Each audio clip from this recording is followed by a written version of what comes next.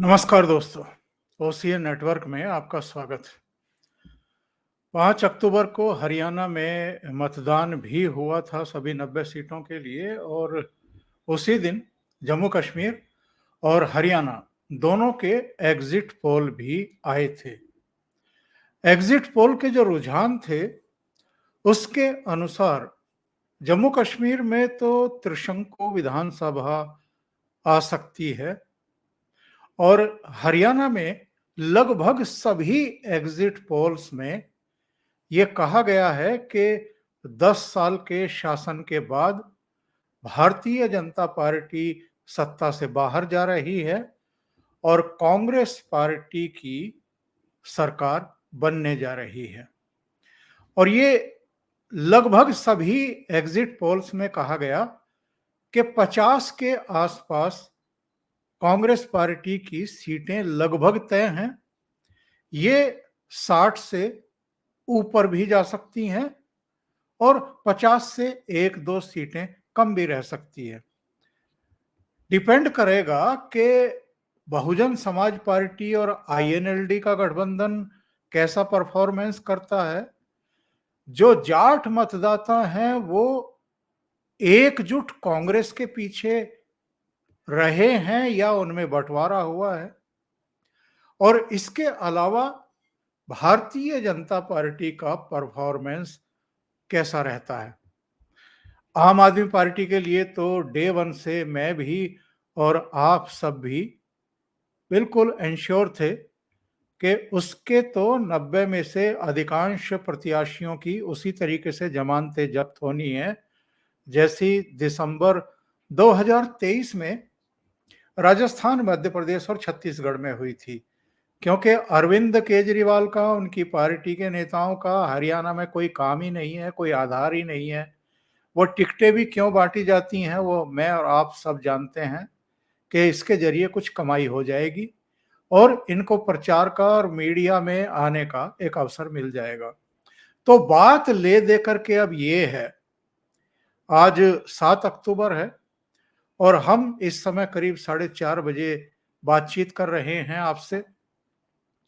कल इस समय तक तो पूरा क्लियर हो जाएगा कि सरकार किसकी बन रही है और बहुत हद तक संभावना इसी बात की है कि भारतीय जनता पार्टी तीसरी बार निरंतरता में सरकार शायद ही बनाए।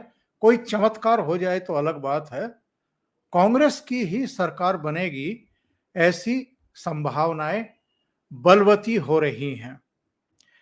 अब इसके बाद शुरू होता है ये कि साहब हरियाणा की कमान किसके हाथ में होगी। क्या तीसरी बार भूपेंद्र सिंह हुड्डा को ही चीफ मिनिस्टर बनाया जाएगा या 2004 की तरह कोई चौंकाने वाला फैसला कांग्रेस नेतृत्व करेगा। चौंकाने वाला फैसला क्या हुआ था? 2004 में ओम प्रकाश चौटाला मुख्यमंत्री थे। उन्हीं के मुख्यमंत्री रहते हुए विधानसभा के चुनाव हुए थे। भारतीय जनता पार्टी उस समय कोई बड़ी ताकत नहीं थी हरियाणा में। उसके अतीत के सारे चुनाव के अगर आप नतीजे देखें, वोट शेयर देखें, सीटें देखें, तो इनका वोट शेयर मुश्किल से 10-11%, 12-13% तक जाता था, इससे अधिक नहीं होता था। और मैक्सिमम सीटें 17 तक रही थी भारतीय जनता पार्टी की। ये 2014 से पहले की मैं बात बता रहा हूं।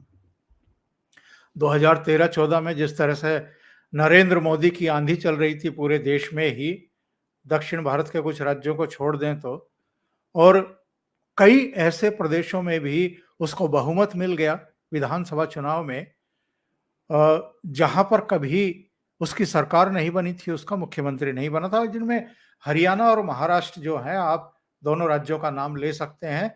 यहां मनोहर लाल खट्टर बने इंडिपेंडेंटली, किसी के सहारे की जरूरत नहीं थी, और वहां पर देवेंद्र फडणवीस मुख्यमंत्री बने थे।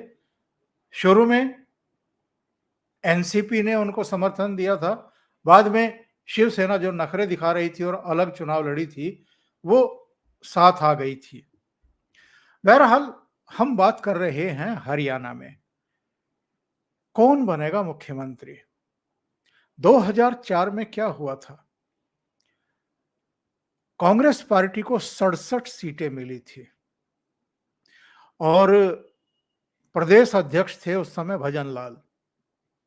मुझे अच्छी तरह याद है, मैं उन दिनों दिल्ली में अमर उजाला में नेशनल ब्यूरो में था, हरियाणा भी कवर करता था। तो गोल्फ कोर्स में जो हरि भजन लाल का आवास था, वहां पर 20-21 एमएलए बैठे हुए थे इस उम्मीद में कि भजन लाल को ही मुख्यमंत्री बनाया जाएगा। ताल कटोरा स्टेडियम में अलग से एक बैठक बुलाई गई।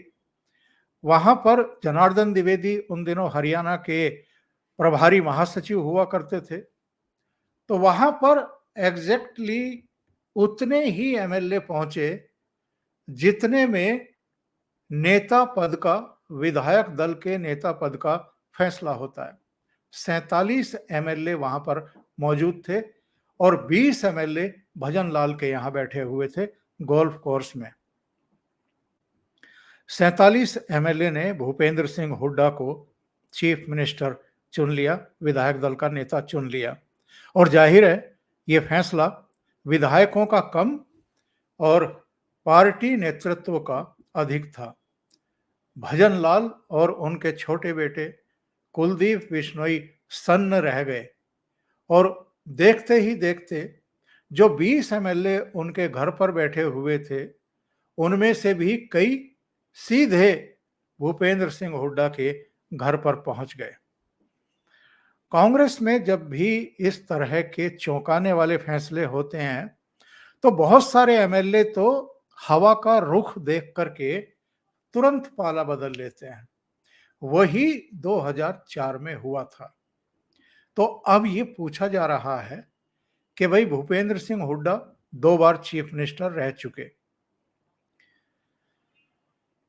अब क्या तीसरी बार उन्हीं को बनाया जाएगा या नेतृत्व परिवर्तन किया जाएगा? अब इसमें जो पेंच है वो जरा समझने की जरूरत है। जिन 2 दूसरे नामों की चर्चा चल रही है, उनमें एक है कुमारी शैलजा और दूसरे हैं रणदीप सिंह सुरजेवाला। अब पेंच क्या है साहब? पेंच ये है कि कुमारी शैलजा भले ही 10 जनपद की नजदीकी हैं, सोनिया गांधी की भी विश्वास पात्र हैं, और रणदीप सुरजेवाला भले ही राहुल गांधी के करीबी रहे हों और उनको महासचिव भी बनाया गया, राष्ट्रीय महासचिव बनाया गया, उनको मीडिया डिपार्टमेंट का सर्वे सर्वा बना करके रखा गया। इसके बावजूद इनके साथ एमएलए की स्ट्रेंथ नहीं है। कुमारी शैलजा तो रूठी हुई ही इसलिए बैठी रही 10-12 दिन, 13 दिन, क्योंकि उन्होंने जो 30-35 लोगों की लिस्ट भेजी थी कि किन किन क्षेत्रों से किस किस को चेहरा बनाया जाए, उनमें से मात्र 4-5 को ही टिकट दिए गए। अब कल ये देखने वाला होगा मंजर कि उन 4-5 में से भी कितने जीत करके आते हैं। रणदीप सुरजेवाला के तो बेटे को टिकट दे दिया गया, एक आध और कोई टिकट उनको मिल गया होगा। और रणदीप सुरजेवाला ये भी बहुत बेहतर तरीके से समझते हैं और जानते हैं, और चूंकि कांग्रेस नेतृत्व के साथ काम करने का उनका अनुभव भी है, कि खामोश रहो, रिएक्शन मत दो, किसी तरह की कोई ऐसी बात मत कहो जो आपके अगेंस्ट चली जाए, और सही समय का इंतजार करो। तो रणदीप सुरजेवाला को आपने देखा होगा, टिकट बंटवारे में भले ही उनको किनारे कर दिया गया हो, पर वो खामोश रहे। इन दोनों की एक और माइनस बात जो इनके अगेंस्ट जाएगी ही जाएगी, जब नेतृत्व चुना जाएगा, विधायक दल का नेता चुना जाएगा, यानी मुख्यमंत्री चुना जाएगा। कुमारी शैलजा ने कुछ ही क्षेत्रों में चुनाव प्रचार किया है और वो जाहिर है जब रूठ करके बैठी हुई थी, नाराज थी और कुछ इंटरव्यूज दे रही थी, तो कांग्रेस नेतृत्व ने उनसे संपर्क साधा होगा, उनको कुछ कहा होगा, कुछ बातें हुई होंगी और उसके बाद कुमारी शैलजा असंध में जो गोगी वाली जो सभा थी, जिसमें राहुल गांधी पहुंचे हुए थे, वहां पर कुमारी शैलजा ने मंच शेयर किया था। यानी करीब-करीब 10, 12, 15 दिन रूठी रहने के बाद वो मंच साझा किया था, जिस पर भूपेंद्र सिंह हुड्डा भी मौजूद थे। उसके बाद जो नारायणगढ़ से वो यात्रा चली थी थानेसर कुरुक्षेत्र तक, उसमें भी वो राहुल गांधी के साथ थी। लेकिन जो उनके बाद के भी इंटरव्यूज हैं, उसमें भी ये पता चलता है कि राहुल गांधी के या कांग्रेस नेतृत्व के कहने पर वो इन आयोजनों में जरूर रही, सभाओं में जरूर रही, उन्होंने भाषण भी दिए, लेकिन भूपेंद्र सिंह हुड्डा और उनके बीच में 36 का आंकड़ा बरकरार है, तीखे मतभेद बरकरार हैं। और इस बीच एक और काम हो गया, महेंद्रगढ़ की जनसभा में अशोक तंवर को फिर से बुला करके कांग्रेस में शामिल करा लिया राहुल गांधी ने। इसको लेकर के भी कहीं ना कहीं कुमारी शैलजा को भी झटका लगा होगा, भूपेंद्र सिंह हुड्डा को भी लगा होगा, क्योंकि भूपेंद्र सिंह हुड्डा की वजह से ही तो अशोक तंवर 2019 में पार्टी छोड़ करके गए थे। और उनको शामिल क्यों किया गया मतदान से ठीक 2-3 दिन पहले? केवल इसलिए कि शैलजा अगर कुछ पलटी मार जाती हैं या कुछ अनयूजुअल कर जाती हैं या भारतीय जनता पार्टी की तरफ चली जाती हैं, तो जो नुकसान होने वाला था उसको कम से कम किया जा सके। भूपेंद्र सिंह हुड्डा के पक्ष में बातें ये जाती हैं कि एक तो उनको 2 बार का मुख्यमंत्री रहने का अनुभव प्राप्त है। दूसरी बात यह है कि 90 जो सीटें हैं उनमें से 72 सीटों पर उनकी पसंद के कैंडिडेट्स को टिकट दिए गए हैं। कुछ लोगों का तो कहना है कि 78-79 टिकट जो हैं वो उन्हीं की पसंद के दिए गए हैं। अब मान लिया इन 72 को भी हम मान करके चलें कि 72 उनके प्रत्याशी थे, जिसको लेकर के शैलजा भी और तमाम लोग जो हैं अंदर खाते काफी नाराज रहे, विचलित हुए और नाराजगी जाहिर भी कर दी।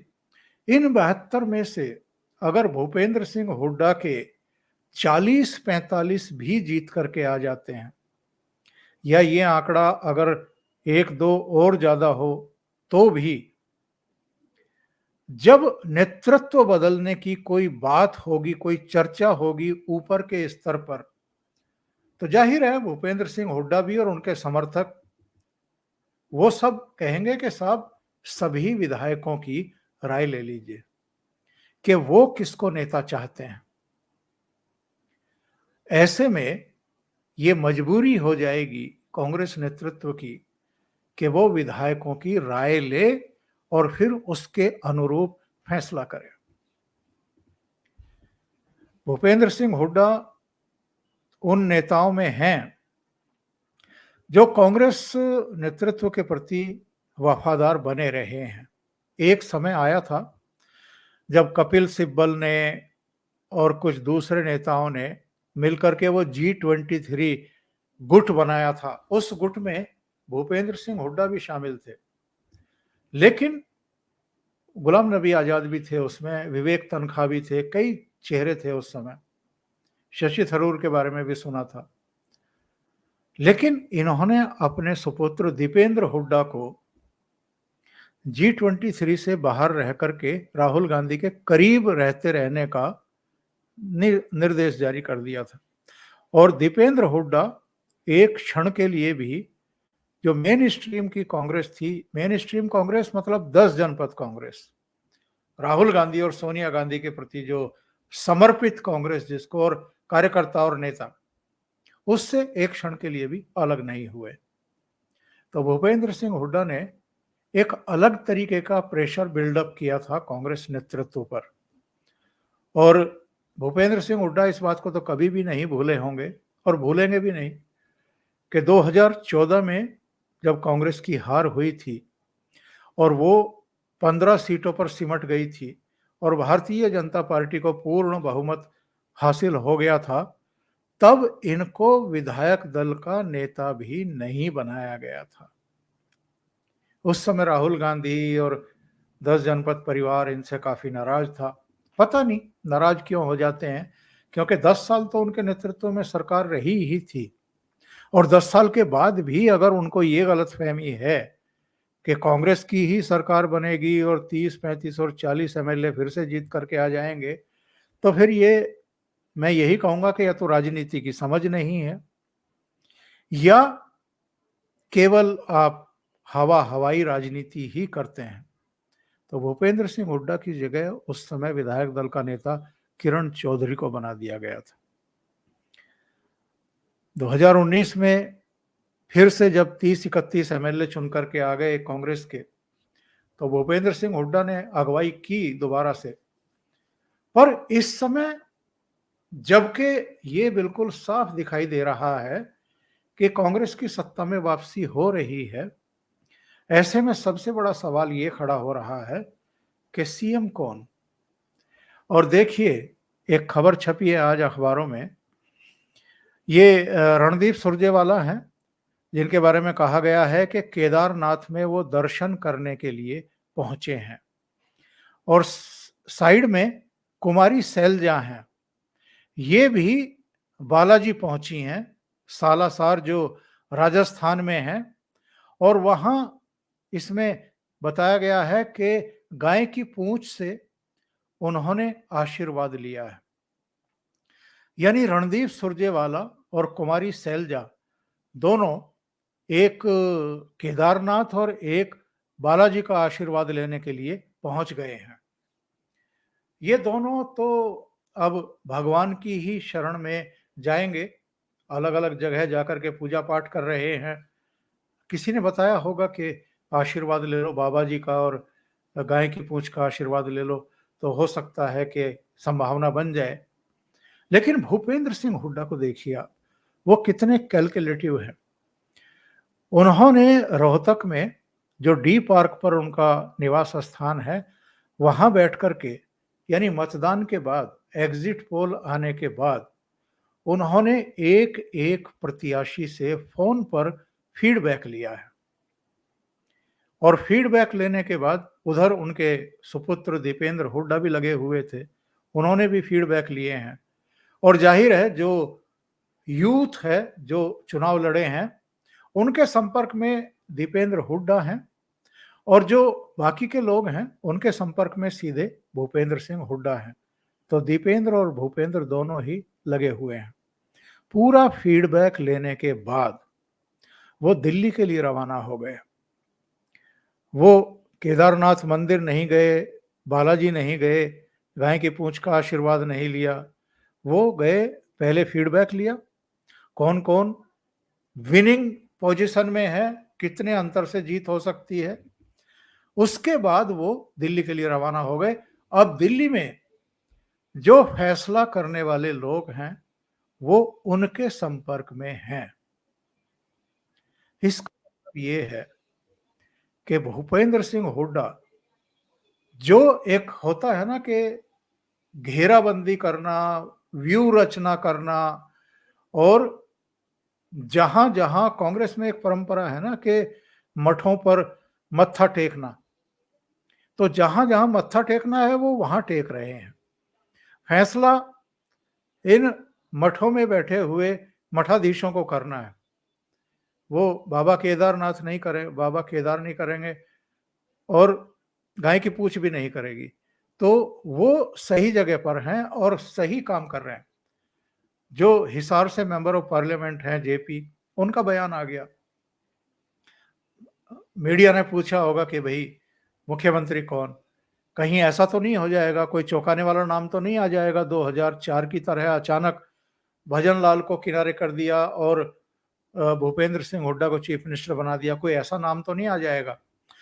तो उन्होंने कहा कि साहब, सबसे कद्दावर और सबसे लोकप्रिय नेता भूपेंद्र सिंह हुड्डा है, तो उन्हीं को चीफ मिनिस्टर बनाया जाएगा, उन्हीं को बनाया जाना चाहिए। ये जेपी का बयान है। दूसरे नेताओं ने भी अब पोस्चरिंग शुरू कर दी है। बहरहाल अब तो मतगणना में समय कितना बचा है? कल सुबह से वो सारी चीज़ें शुरू हो जाएँगी। जिस समय हम बात कर रहे हैं, इस समय तक तो सब कुछ क्लियर हो चुका होगा और नए सिरे से लामबंदी शुरू हो चुकी होगी मुख्यमंत्री पद के लिए। अभी के लिए इतना ही। बहुत-बहुत धन्यवाद। अगर आपको ये चैनल और इसके कंटेंट पसंद आ रहे हैं तो लाइक करें, कमेंट करें, वीडियो को शेयर भी करें। अभी तक अगर आपने ये चैनल सब्सक्राइब नहीं किया है, तो सब्सक्राइब कर लें और साथ में लगे बेल आइकॉन को दबाना ना भूलें, ताकि आगे आने वाले वीडियो और उनके नोटिफ़िकेशन आप तक पहुँचते रहें। बहुत-बहुत धन्यवाद। नमस्कार।